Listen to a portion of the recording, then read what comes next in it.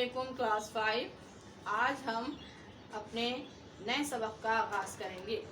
पिछले लेक्चर में आपने तफ़हीम की थी अजनबी पर भरोसा, और आज हम जो है नया सबक के जो है हम बुलंदख्वानी करेंगे, और वो सबक है आपके सिलेबस का अजीम माओं के अजीम बेटे। ठीक है, किताब निकाल लीजिए, किताब का सफ़ा नंबर 33 खोलिए, page number 33, tick out page 33। अब मैं सबक पढ़ रही हूँ और साथ साथ मैं आपको इसकी वजाहत भी दे दूँगी। ठीक है, तो मैं अब चैप्टर पढ़ रही हूँ, आप भी उंगली रखकर मेरे साथ साथ पढ़ते जाइए। बच्चे की तालीम और तरबियत में जितनी दिलचस्पी माँ लेती है इतनी और कोई नहीं लेता। ये माँ ही की तरबियत थी कि हज़रत शेख अब्दुल क़ादिर जिलानी रहमतुल्लाह अलैह ने डाकुओं के सरदार से साफ साफ फरमा दिया कि मेरे कुर्ते में दिनार सिले हैं। इस सच्चाई से एक तरफ तो माँ की अच्छी तरबियत ज़ाहिर होती है और दूसरी तरफ उनकी सदाकत जिसने डाकुओं को नेक इंसान बना दिया। जी बच्चों, इस पैराग्राफ में किसका जिक्र है? जो बहुत ही अल्लाह के वली अल्लाह थे। ठीक है, अब्दुल क़ादिर जिलानी रहमतुल्लाह अलैह के बहुत से मौजज़ात भी थे, उनका जिक्र हो रहा है, जिनकी जो खुद इतनी अजीम शख्सियत के मालिक थे, जो खुद एक ऐसे वलीउल्लाह थे, तो उनकी माँ कितनी नहीं अजीम होगी। ज़ाहिर है उनकी माँ ने उनकी बहुत अच्छी तरीके से तरबियत की थी, अच्छी बातें सिखाई थी, और वो भी एक फरमाबरदार बेटे थे।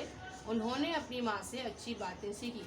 मिसाल के तौर पर उनकी माँ ने उनको सिखाया था कि किसी भी हाल में सच बोलना है, चाहे आपकी जान भी खुलना जाती हो ना, आपने सच बोलना है और सच से आपने दूर नहीं हटना। तो यहाँ भी यही हुआ, इतना खौफ का मामला था, डाकू आपके सर पर खड़े थे, लूट रहे थे सबको। और जब उन्होंने छोटे से बच्चे को देखा तो उनकी जानिब भी डाकू बढ़े और डाकुओं ने इनको लूटना करीब आए, तो उन्होंने खुद ही बजाय इसके कि वो उनकी तलाशी लेते, और उन्होंने अब्दुल क़ादिर जिलानी रहमतुल्लाह अलैह ने खुद ही डाकुओं को बता दिया कि मेरे कुर्ते की जेब में दिनार सिले हुए हैं। ठीक है, दिनार क्या है? जैसे हमारी जो करेंसी है पाकिस्तान की रुपीज़ है, और यूएई में जो करेंसी है वो दिनार है। ठीक है, तो उन्होंने कह दिया कि मेरे कुर्ते में दिनार सिले। इस सच्चाई से एक तरफ तो क्या जाहिर हो रहा है, क्योंकि माँ ने बहुत अच्छी तरबियत की थी, और दूसरी तरफ ये जाहिर खुद भी सच्चे दिल के थे। माएँ तो हर माँ अपने बच्चे को अच्छा सिखाती है, अच्छी तरबियत करती है, लेकिन कुछ बच्चे माँ का कहना मानते हैं, सच्चाई को कबूल करते हैं, कुछ बच्चे नहीं करते। लेकिन वो ऐसे बच्चे थे कि उन्होंने खुद भी दिल से जो है सच्चाई को कबूल किया, लिहाजा उनकी सदाकत, यानी कि ये उनकी सदाकत जो है वो उनकी सिर्फ थी, वो सच बोलने वाले थे। ठीक है, अच्छा अब आगे बताया जा रहा है, हज़रत बायज़ीद बिस्तामी रहमतुल्लाह अलैह भी अपनी माँ की तालीम और तरबियत उनकी दुआ से अल्लाह के वली बने। एक रात आपकी वालिदा ने पानी मांगा। आप पानी का कटोरा लेकर उनके पास पहुँचे तो उन्हें सोता पाया। हज़रत बायज़ीद रहमतुल्लाह अलैह इसी तरह कटोरा लिए खड़े रहे यहाँ तक कि फजर की अज़ान हो गई। माँ की आँख खुली तो देखा फरमाबरदार बेटा पानी का कटोरा लिए खड़ा है। वो बड़ी हैरान हुई और पूछा, बेटा तुम कैसे खड़े हो? आपने फरमाया, अम्मा जान आपने रात को पानी मांगा था, जब तक मैं पानी लाया आप सो चुकी थी, और मैं आपको जगाने के बजाय ये सोचकर खड़ा रहा कि ना जाने किस वक्त आपकी आँख खुल जाए और पानी की तलब हो। माँ ने मोहब्बत भरी नज़रों से फरमाबरदार बेटे को देखा और उसे दिल की गहराइयों से वो दुआ दी जिसने उन्हें इतना बड़ा रुतबा अता किया। ठीक है, अब इस पैराग्राफ में भी एक और वली अल्लाह का जिक्र है कि जो अपनी माँ के लिए से इतनी मोहब्बत करते थे, माँ के इतने फरमाबरदार थे कि माँ के पानी मांगने पर पूरी रात पानी का कटोरा, पानी का प्याला लिए माँ के सराहने खड़े रहे। कहीं ऐसा ना हो कि मैं चला गया और फिर दोबारा से माँ को पानी की तलब हुई तो मुझे नहीं पाकर माँ जो है प्यासी रह जाएगी, लिहाजा वो पूरी रात खड़े रहे। और जब उनकी अम्मी ने उनको देखा तो वो हैरान रह गई, उन्होंने उनको दुआएं दी, और माँ की दुआ तो बहुत बड़ी होती है, फ़ौरन कबूल होती है। ठीक है, और ऐसे ही हुआ, उनको दुआ लग गई और वो जो है एक वली अल्लाह बने और अल्लाह ताला ने उनको इज़्ज़त और मकाम अता किया। हज़रत निज़ामुद्दीन औलिया भी अभी सिर्फ 5 साल के थे کہ ان کے والد کا انتقال ہو گیا۔ والد کے بعد ان کی ساری تعلیم و تربیت ان کی والدہ بی بی زلیخا نے کی۔ انہی کی دعاؤں کی برکت سے انہیں بڑا رتبہ ملا اور وہ سلطان المشائخ یعنی وقت کے بزرگوں کے بادشاہ کہلائے۔ اللہ تعالیٰ نے قرآن مجید، اچھا یہاں تک پہلے بتاتے اس پیراگراف کو۔ اب یہاں تیسرے ولی اللہ کا ذکر ہو رہا ہے، تیسرے بزرگان دین کا ذکر ہو رہا ہے۔ وہ کون تھے؟ حضرت نظام الدین اولیاء۔ وہ 5 سال کے تھے کہ ان کے والد کا انتقال ہو گیا اور ان کی بھی تعلیم اور تربیت کی ذمہ داری ان کی والدہ پر آ پڑی، اور ان کی والدہ نے بھی ان کی بہت اچھی تربیت کی کہ انہی کی دعاؤں کی برکت سے ان کو اتنا شرف حاصل ہوا کہ وہ سلطان المشائخ یعنی اس وقت کے بزرگوں کے بادشاہ، یعنی بزرگوں کے بادشاہ، خود بھی بزرگان دین تھے، اور ان کو جو خطاب لقب ملا وہ کیا ملا خطاب کو؟ تمام جتنے بزرگ اس وقت تھے وہ ان کے سردار کہلائے، وہ ان کے بادشاہ کہلائے۔ صحیح ہے؟ اب میں لاسٹ پیراگراف آپ کتاب کی آخری لائن پڑھ رہی ہوں، اس صفحے کی آخری لائن پڑھ رہی ہوں۔ اللہ تعالیٰ نے قرآن مجید میں حضرت لقمان کا ذکر کیا ہے، جو اپنے وقت کے بہت بڑے حکیم تھے، عقل مند، معلم اور اللہ کے نیک بندے تھے۔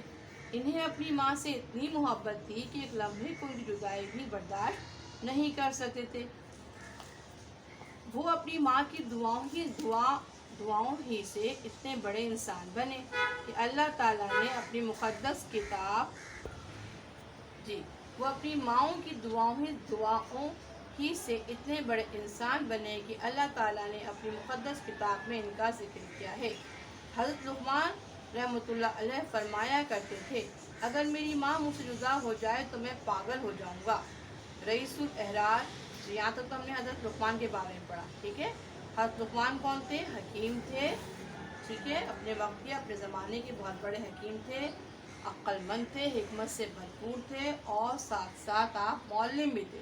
معلم کسے کہتے ہیں؟ پڑھانے والے کو، درس و تدریس کرنے والے کو، تعلیم دینے والے کو، تو بہت بڑے معلم بھی تھے، اور ساتھ ساتھ ان کے دل میں بھی نیکی تھی، وہ بھی ایک نیک انسان تھے اور اپنی ماں سے بہت محبت کرتے تھے، اور ایک لمحے کو بھی وہ اپنی ماں سے کیا بولتے تھے کہ میں جدا نہیں ہو سکتا، اگر میری ماں مجھے جدا ہوئی تو میں مر جاؤں گا۔ اتنی زیادہ وہ محبت کرتے تھے کہ میں پاگل ہو جاؤں گا مجھے اپنی ماں نہ ہو۔ یہ کون تھے جن کے بارے میں بتا رہی ہوں میں؟ یہ حضرت لقمان علیہ السلام۔ اب جو ہم ذکر کرنے جا رہے ہیں تو یہ تو ولی اللہ تھے، بزرگان دین تھے، یہ بھی عظیم لوگ ہیں۔ عظیم لوگ کون ہوتے ہیں؟ جن کو اللہ تعالیٰ نے بہت عظمت دی بھی ہوتی، عزت ملی بھی ہوتی، رتبہ ملا ہوا ہوتا ہے۔ تو ہم نے بزرگان دین کا پڑھا، ولی اللہ کا پڑھا، ٹھیک ہے، حضرت لقمان کا پڑھا، جو ایک حکیم تھے، معلم تھے، کوئی بزرگ نہیں تھے، لیکن ان کے اندر بھی کیا تھی؟ نیکی تھی۔ تو اللہ تعالیٰ تو ہر انسان کی نیکی کو دیکھتا ہے نا، اور جب ان کا اتنی نیکی تھی، اور سب سے بڑی بات ماں کی محبت اور ماں کی دعاؤں کے طفیل ہی وہ جو ہے وہ کتنے کامیاب ہوئے۔ اچھا، اب میں بتانے جا رہی ہوں آپ کو، رئیس الاحرار مولانا محمد علی جوہر بیک وقت بہت بڑے مقرر، انگریزی داں، اہل قلم، اخبارات کامریڈ اور ہمدرد کے مدیر اور تحریک آزادی کے مجاہد تھے۔ جب انہوں نے تحریک خلافت شروع کی تو دنیا میں ایک ہنگامہ برپا ہو گیا۔ اسلام دشمن قوتوں نے ان کی مخالفت کی اور انگریزوں نے انہیں قید کر لیا۔ اس موقع پر ان کی والدہ نے جنہیں بی اماں کے نام سے یاد کیا جاتا ہے، ان کی ہمت بڑھائی، اور ان کے جذبات کو شفیق رامپوری نے اس طرح بیان کیا ہے، بولی اماں محمد علی کی جان بیٹا خلافت پر دے دو۔ ٹھیک ہے، اب یہاں پر ذکر ہو رہا ہے، یہاں پر جو ذکر ہو رہا ہے مولانا محمد علی جوہر، مولانا محمد علی جوہر کے بارے میں، جو کہ تحریک آزادی کے ایک بہت بڑے رہنما تھے، ٹھیک ہے، تحریک آزادی کے رہنما تھے۔ تو ان کی والدہ نے بھی ان سے وہ بھی اپنے والدہ سے بہت محبت کرتے تھے، اور ان کی والدہ کی دعائیں ان کو حاصل تھیں، اور انہوں نے کیا کہا تھا کہ خلافت کے لیے اپنی جان بھی قربان کر دو۔ خلافت کیا تھی؟ جیسے آج کل اب جیسے جمہوریت ہے، ایک دور تھا بادشاہ میں بادشاہوں کی حکومت ہوتی ہے، تو خلافت میں جو نبی کریم صلی اللہ علیہ وسلم کے بعد جو ہے وہ رائٹ تھا، نظام حکومت کا جو نظام رائٹ تھا وہ تھا خلافت کا۔ اور اب جو حکومت کا نظام رائج ہے وہ جمہوریت ہے. اس سے پہلے کیا تھی جو ہم نے حضرت ان کا پڑھا تھا بادشاہ ظفر کا, اورنگزیب, عالمگیر, جہانگیر, یہ بادشاہت تھی. ٹھیک ہے. اور اس سے پہلے نبی کریم صلی اللہ علیہ وسلم کے بعد جو دور تھا وہ خلافت کا دور تھا. آپ کے بعد پہلے خلیفہ, دوسرے اور پھر تیسرے خلیفہ اس طریقے سے بیٹھتے گئے, ہے نا. پڑھا نا آپ نے خلیفہ کے بارے میں. تو خلافت کا دور چلا. تو مولانا محمد علی جوہر کی اماں نے ان کو نصیحت کی تھی کہ اپنی جان جو ہے وہ خلافت پہ قربان کر دو, یعنی کہ ایسے خلیفہ بنو کہ آپ کو جو ہے اللہ کے سامنے سرخرو ہوں آپ اور عوام کا خیال رکھیں. تو وہ اس طرح کے خلیفہ تھے.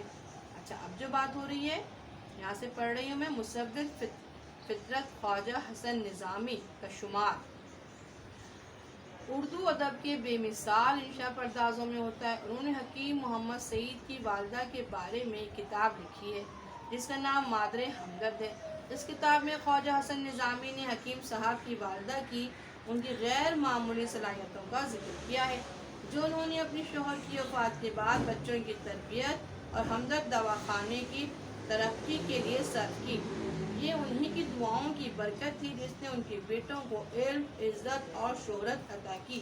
حکیم محمد سعید خود لکھتے ہیں, ہم سب کی ذمہ داری ابتدا میں ہماری آپا مرحومہ حکیم محمد سعید اپنی والدہ کو آپا صاحبہ کہتے تھے پر رہی, اور انہی کی تربیت نے ہمیں وہ بنایا جو آج ہم ہیں.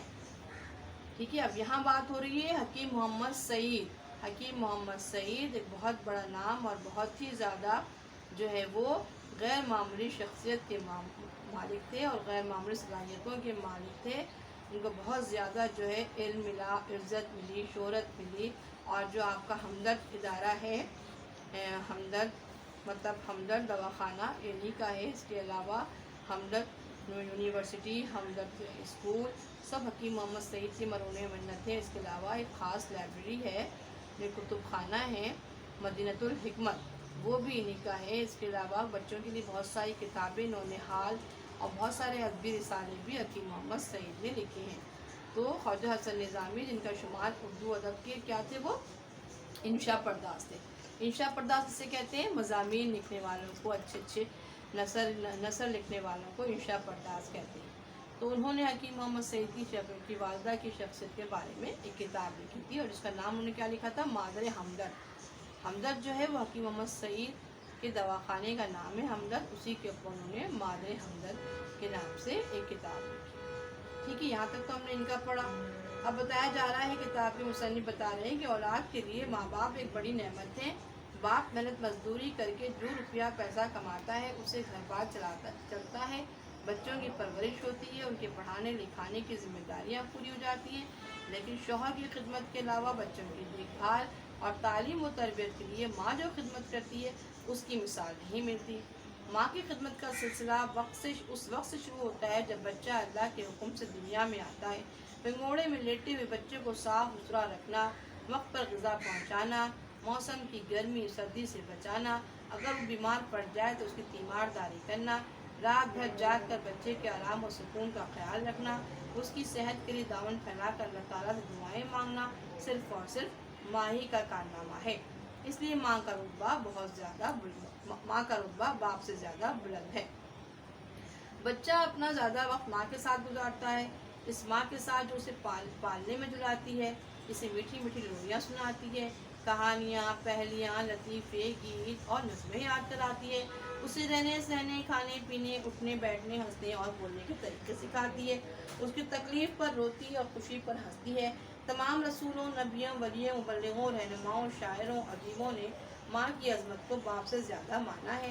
ماں کو بچے سے اور بچے کو ماں سے جو محبت ہوتی ہے اس کی مثال ملنا مشکل ہے.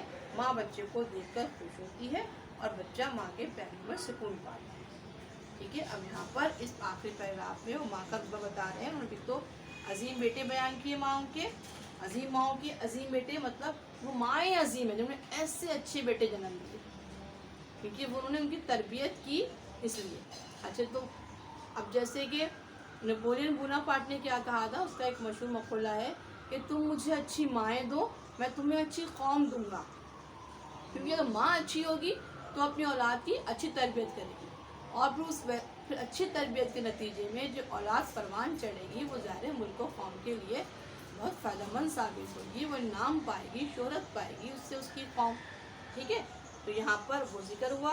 اچھا، اب آخری پیراگراف میں کیا بتایا جا رہا ہے کہ ماں کی خدمت، یعنی کہ ماں اولاد کی کتنی خدمت کرتی ہے، اس کا سلسلہ کب سے شروع ہوتا ہے پتہ ہے آپ کو بچوں؟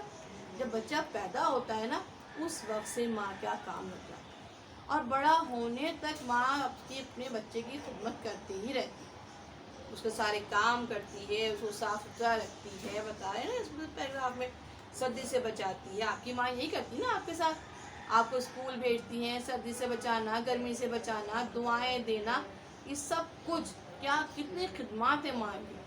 اور پھر جو بچے ماں کی بات سنیں گے، فرما بردار ہوں گے اور اس کی تربیت، اچھی تربیت اس کی حاصل کریں گے، اور ماں جو سکھا رہی ہے اس کو سیکھیں گے، تو پھر ظاہر سی بات ہے بچہ بھی عظیم بنے گا، اس کی شخصیت بھی عظیم ہوگی، اور پھر اس کی ساری جو ہے وہ اس کا جو کہتے ہیں نا کہ کریڈٹ کس کو جائے گا، اس کی ماں کو جائے گا، جو مائیں بھی یہ کریں گی۔ لہٰذا اس سبق میں عظیم ماؤں کے عظیم بیٹے کے بارے میں بتایا گیا۔ آپ نے پورا سبق میں نے آپ کو ریڈ کیا اور اس کا آپ کو وضاحت بھی کر دی، ٹھیک ہے۔ اب انشاءاللہ اگلے لیسن میں ہم اس کے الفاظ معنی کریں گے۔